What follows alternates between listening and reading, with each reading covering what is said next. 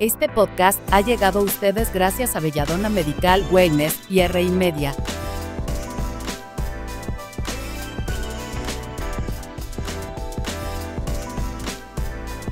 Doctora, estamos con la doctora Viviana Cruz McDougall. La hemos presentado previamente y continuamos con el tema de TTQ+. Y anteriormente hablamos sobre su definición, hablamos sobre qué están haciendo las instituciones y cómo debemos dirigirnos a este público, y retomamos el tema con el apoyo familiar, apoyo en los medios y apoyo institucional. Sí, abarcamos un poco sobre las carencias, sin embargo, quiero profundizar en ese núcleo familiar y qué podemos hacer para hablar con esos padres una vez que empiezan a manifestar el joven adulto que no se está sintiendo bien dentro de su cuerpo, que hay una situación andando. Vamos a dirigirnos directamente a esa familia, ese núcleo, y desde el joven o la joven o la persona al núcleo familiar. Doctora, ¿qué podemos hacer en ese caso?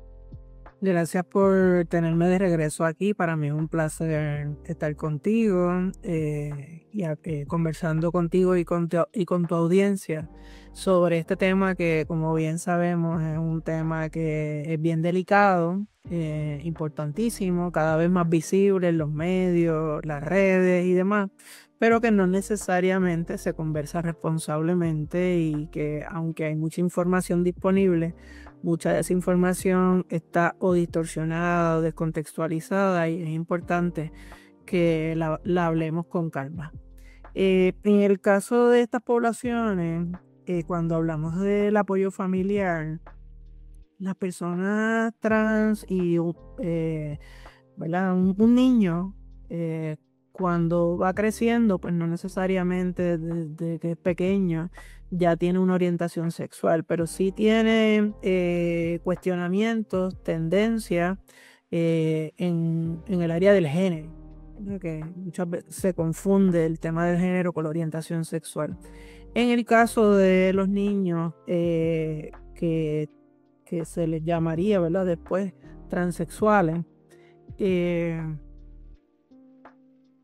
ellos no entienden lo que ellos están viviendo, no entienden lo que están sintiendo, y entonces muchas veces va a depender, ¿verdad?, de las dinámicas que tienen con sus hermanos, con sus padres, su familia extendida, la exposición a los medios, si están en alguna comunidad religiosa, si están en el deporte, todo ese tipo de experiencias, ¿verdad?, de la niñez.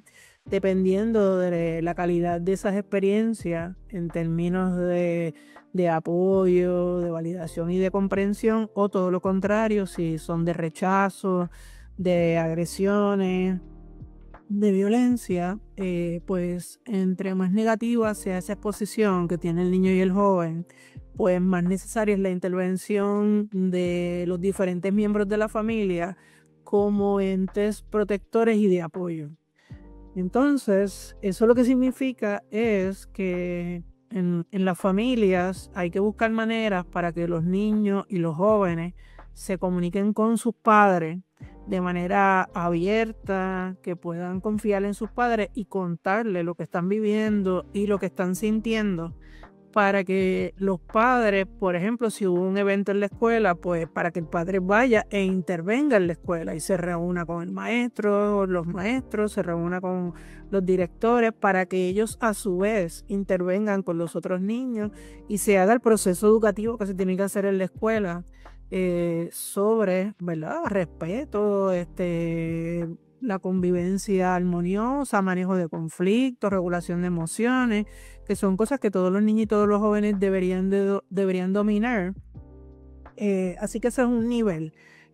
Los padres necesitan, ¿verdad?, buscar recursos, si es a través del dibujo, si es a través de la conversación directa, si son cosas provocadas por una película, si es a través de la escritura, cómo ellos pueden abrir esos canales para que sus hijos niños jóvenes se comuniquen con ellos. Ese es un tema. El segundo tema es el asunto de intervenir y no quedarse como un espectador sintiendo tristeza y coraje por lo que le pasa a mi hijo, a mi hija, sino la responsabilidad de ir a intervenir donde haya que intervenir para que traten bien a su hijo, a su hija como se lo merece y se tomen las medidas institucionales.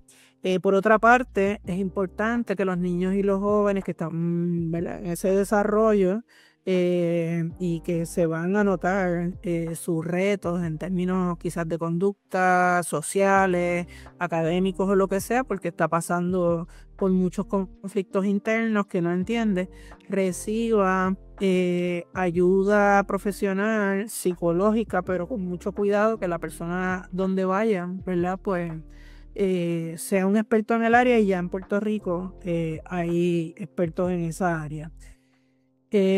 Aquí haría falta también, ¿verdad?, por la intervención médica, pero la primera parada es en un profesional de la conducta, y dependiendo de lo que ellos determinen, si se determina un caso, y me corrigen, ¿verdad?, las personas que se dedican a los enfoques clínicos si estoy usando el concepto mal, pero si se determina que hay una disforia, que es como le llaman en la medicina, pues yo no sé si eso lo están haciendo en Puerto Rico, pero en otros lugares del mundo, si eso se determina a una edad temprana, pues entonces lo que hacen es que le inhiben mediante hormonas, le inhiben el desarrollo de la pubertad al niño y al joven para que no siga desarrollando el cuerpo que no quiere y pueda vivir más acorde con su identidad de género.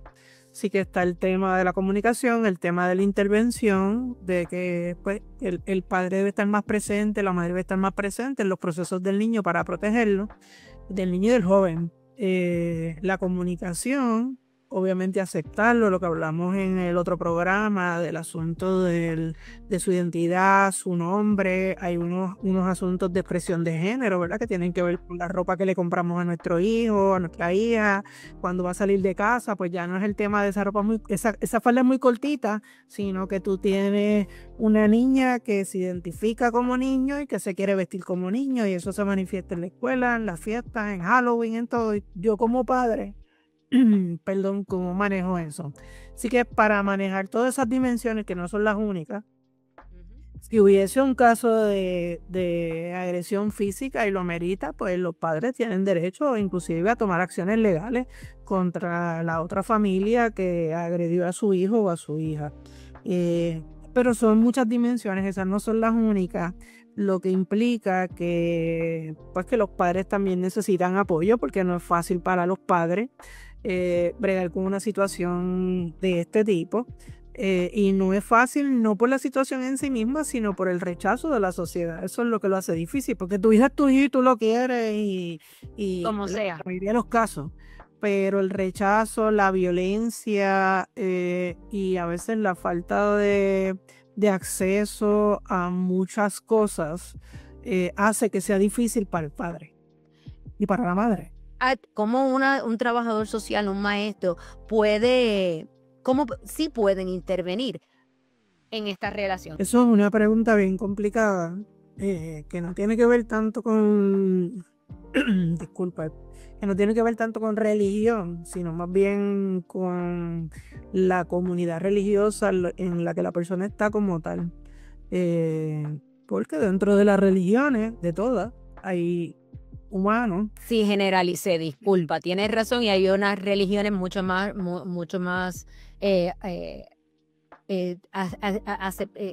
aceptan a uno como es, no generalicé ciertas religiones, totalmente de acuerdo. Y no solo, tampoco se puede generalizar en religiones, sino que dentro de cada religión hay diferentes comunidades. No es lo mismo ser católico en un sector que ser católico en otro, ser católico de hecho, dentro del catolicismo hay variaciones, y dentro de todas las religiones hay variaciones. Así que, ¿verdad?, ese terreno de las religiones es un terreno también bien profundo. Pero sí que los padres, número uno, pues una cosa es tus creencias y la religión que tú practicas, y otra, el juicio crítico, ¿verdad? Que tú tienes con respecto a la comunidad a la que tú perteneces religiosa. En mi caso, dos de mis mejores, yo tengo un mejor amigo que es sacerdote y una mejor amiga que es pastora pentecostal. Así que eso no es ningún impedimento. Yo he estudiado muchas religiones alrededor del mundo y el valor principal de todas las religiones es el amor al prójimo, y una vida que una gente le llama, puede ser una vida ética, una vida respetuosa, que los cristianos hablan de tratar al prójimo como a ti mismo, pero el valor de todas, que está detrás de las religiones orientales, las religiones, ¿verdad? Cristianas, tiene que ver con amor, con respeto. Así que el dogma religioso puede tener unas reglas, ¿verdad? De cómo la persona se debe o no comportar. Eso no es sinónimo de tú maltratar a una persona, agredir a una persona de ninguna manera, humillar a una persona. Así que los casos donde eso se da son malinterpretaciones de sus propias religiones, y son pues humanos que necesitan Ayuda. Más ayuda. necesitan ayuda, aprender, sensibilizarse, dejar si son los líderes religiosos, dejar ese liderato. Porque cuando tú estudias una carrera en teología, cuando tú te formas para ser tú tienes que estudiar, y tú tienes que estudiar no solo cosas teológicas, tienes que estudiar psicología, tienes que estudiar muchas cosas para representar un apoyo, un refugio para las personas. De hecho, que la respuesta a eso tiene que ver, esa que tú me estás haciendo, es una cuestión sociológica. Cada institución social tiene funciones en la vida de una persona, y eso es a nivel mundial, no importa el país, y no importa la generación, ni importa la época histórica. La función de la familia es proteger al individuo, más allá de todo, ¿verdad? Tu familia es la que te da amor, tu familia es la que te da protección, tu familia pues te da también el nombre, un patrimonio, todo ese tipo de cosas. Y la función de la iglesia tiene que ver, sí, en el sentido de las dogmas, con el comportamiento, como guiar tu conducta con unos principios que le podríamos decir éticos o morales, para ahí englobar a todas las religiones. En ningún momento se debería de, como te dije, faltar el respeto, maltratar, humillar, rechazar. En nombre de un del ser que sea. sea. Y completamente. Aunque sabemos que eso se da con mucha frecuencia, y que para la gente que son parte, ¿verdad?, de esas comunidades, pues es bien difícil, y romper con eso es bien difícil. Por eso los padres pues necesitan también buscar grupos de apoyo. Los padres también necesitan ir a profesionales que los ayuden a manejar esas situaciones con sus hijos, como cualquier otra situación. Hay incidencias más comunes en esta comunidad de ansiedad, de depresión, de hasta atentos de suicida, o privarse de la vida.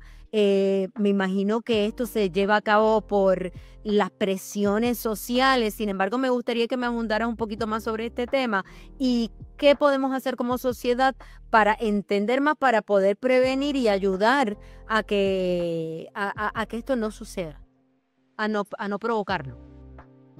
Debemos empezar por conocer o por entender un poquito mejor el fenómeno que se da, que es un fenómeno estudiado, conocido como el estrés de las minorías, y que es un asunto que afecta, tiene que ver con el estigma, los estereotipos que tenemos con, ¿verdad?, los diferentes grupos, en particular en este caso las comunidades trans, queer, no binarias. El estigma, los prejuicios que llevan entonces a rechazo, a marginación, agresiones verbales, psicológicas, físicas, sexuales, cibernéticas, y que también provocan lo que llamamos microagresiones, que son incidentes más pequeños que la gente ya ha naturalizado, como el asunto de los chistes, y también algunas cosas que son, depende de donde tú las ubiques, ¿verdad? Como pues una muchacha que tenga el pelo rizo, que para trabajar tenga que alisarse el pelo, ese tipo de cosas que no es de este tema necesariamente, pero que representa pudiera decir una microagresión, aunque otra gente pudiera argumentar que eso no, que eso es bastante grande y que no es una microagresión. Este tipo de cosas, estar toda la vida preocupándose o protegiéndose de este tipo de fenómenos, crea un estado de vigilancia y de desgaste emocional y psicológico en las personas que provoca el asunto, o que agrava, vamos a decir, el asunto de la ansiedad, de la depresión, de las ideaciones y de los intentos suicidas. Una de las cosas que sucede, que cuando tú estás en un estado permanente también de estrés, pues se te inflama el cuerpo, y esas inflamaciones producen síntomas fisiológicos y enfermedades. Ahora bien, es importante, ¿verdad? Y quizás en eso, pues, más adelante quieras traer alguna especialista en medicina, etcétera, o que se dedique más a estos temas específicos. Pero la ansiedad, la depresión, las ideas y los intentos suicidas, pues son, ¿verdad?, el extremo de la depresión. Al igual que las condiciones físicas, pueden tener unos orígenes que son puramente fisiológicos. Y si los orígenes son fisiológicos, hay que tratarlos con fármacos. Sin embargo, hay otros tipos de ansiedad, depresión y, ¿verdad? Entonces las ideaciones suicidas y los intentos que tienen que ver con el ambiente en el que se mueve la persona, las experiencias de la persona, el contacto o el intercambio con la sociedad. Así que no significa que todo el que tiene ansiedad y depresión es por razones físicas, y tampoco que por lo que le está pasando a su alrededor. Puede ser que sea una o la otra, o la combinación, donde una está ejerciendo más impacto que la otra. Así que eso es importante, ¿verdad?, entenderlo ahí. Así que regresando a qué podemos hacer, bien importante en el caso de los padres que observen el comportamiento de sus hijos, que hablen con sus hijos sin una actitud enjuiciadora, con apertura, que los acompañen, y si necesitan, como decíamos ahorita, pues ir a la escuela a resolver asuntos de ellos, si necesitan llevarlo a un profesional de la salud, si necesitan llevarlo a un médico para que lo puedan apoyar. Desde el punto de vista de las universidades, es importante que hayan cursos que trabajen estos temas donde se puedan discutir, que hayan materiales, las universidades y las escuelas, que hayan materiales educativos adecuados para las edades de las personas, que los maestros y los profesores, al igual que los médicos, los psicólogos, sean capacitados en estos temas y cómo atender estas poblaciones. En el caso, y las enfermeras, ¿verdad? Toda la gente que se constituye como servicio primario, que atiende a esta población, pues que sea capacitada para que tenga la sensibilidad que amerita y para que pueda atender sus necesidades. Desde el punto de vista del gobierno, pues hace falta política pública, leyes, y desde el punto de vista económico, pues hacen falta ayudas económicas, sobre todo para los aspectos de salud, vivienda y educación de estas poblaciones, y de seguridad en el caso de muchos de ellos, ¿verdad? Que sobre todo las mujeres trans son víctimas de muchas agresiones físicas, agresiones sexuales y hasta de que le priven la vida. Así mismo es.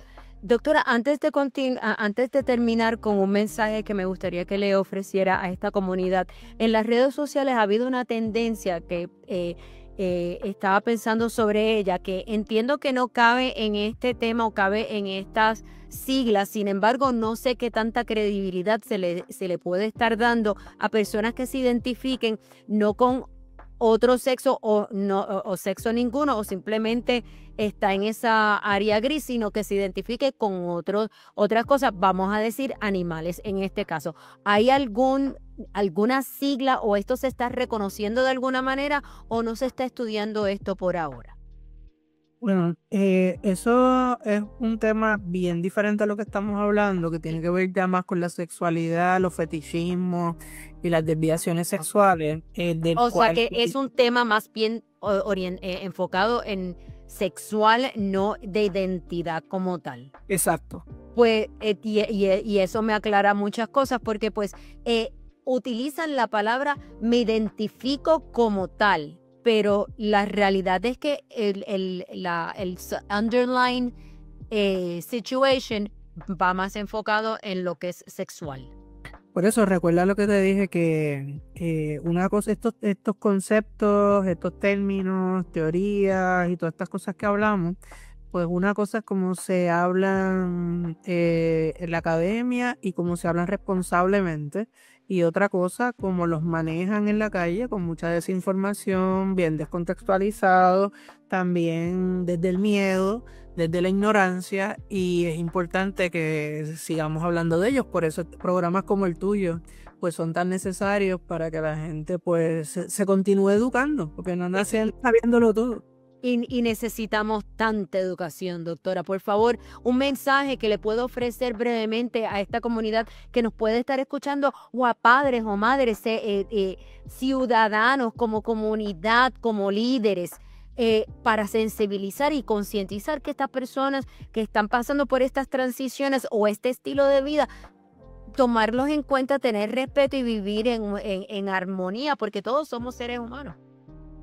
Sí, bueno, mi mensaje con respecto a eso es bien sencillo, que recordemos siempre que todos los seres humanos merecemos un trato digno, merecemos respeto y merecemos disfrutar de las mismas cosas maravillosas de la vida, que todos tenemos derecho a la vida, tenemos derecho a la salud, a la familia, a recrearnos, a un acceso a una educación de calidad, que el ser humano es un ser integral, y por lo tanto es importante mirar su físico, sus emociones, su forma de pensar.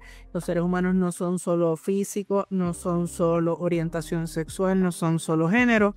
Nosotros estamos hablando de nuestros hijos, de nuestras hijas, de nuestros sobrinos, de nuestros hermanos, de nuestros nietos, compañeros de trabajo. Estamos hablando de seres humanos con los que nos relacionamos día a día, seres humanos con mucho potencial de desarrollo, de creatividad, de amor, de inventiva, de felicidad, y no debemos perder eso de perspectiva. Darnos la oportunidad, saber, ¿verdad? Aceptar que no lo sabemos todo, que nos equivocamos, pero siempre con la buena intención de amar al prójimo, de tratarnos con respeto y de construir un mejor Puerto Rico. Muchísimas gracias por estar con nosotros y dedicarnos tanto tiempo para abarcar un tema que es sumamente importante, que nos eduquemos como personas, como con familia y como comunidad. Doctora Viviana Cruz McDougall, mil gracias por iluminarnos con su conocimiento, pero sobre todo por poner la investigación al servicio de la acción social y la empatía. Su trabajo es un recordatorio poderoso de que entender precede a aceptar y que la educación es la base para construir una sociedad donde quepamos todos y todas. A nuestra audiencia los invitamos a seguir aprendiendo y a cuestionar su percepción de la inclusión. No es una moda, es un compromiso con la dignidad humana. Pueden conocer más del trabajo de la doctora Cruz a través de las publicaciones académicas de la Universidad de Puerto Rico. Si este episodio te abrió los ojos y el corazón, compártelo. La conversación debe continuar. Esto ha sido Código Femenino. Hasta la próxima. Muy buenas noches.